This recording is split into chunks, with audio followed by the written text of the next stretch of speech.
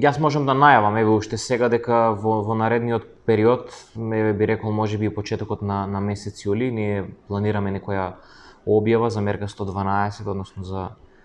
поддршка на млади земјоделци за започнување со земјоделска дејност. Она што е новитет, заедно во соработка со Министерството работевме на еден нов правилник, каде што наша интенција беше, а на крај и се усвои, е да дадеме една предност на индивидуалните земјоделци, односно оние земјоделци кои што се регистрирани и по ПИОМ и по Законот за вршење на земјоделска дејност. Лично сметам дека треба да дадеме малку предност на таа структура, на тие земјоделци, но и да ги охрабриме сите останати кои што се занимаваат со земјоделството како дополнителна дејност,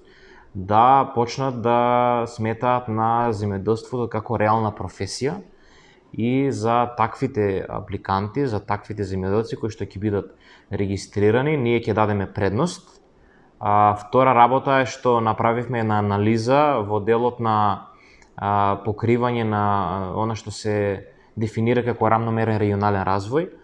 односно видовме кои региони досега најслабо се застапени и во делот на аплицирање и во делот на одобрување, така да направивме една градација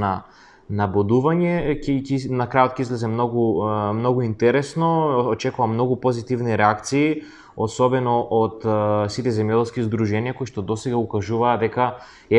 таа група на луѓе, индивидуалните земјоделци кои што се регистрирани, кои што си плаќаат придонеси, кои што плаќаат даноци, се малку запоставени. Ова ќе биде добра шанса да покажеме дека сметаме и на нив, дека сме тука и за нив и дека ова е моментот кога ќе им дадеме предност да аплицираат за грант кој што ќе биде до 10.000 евра, главно за инвестиции во постбербени активности, преработка на земјоделски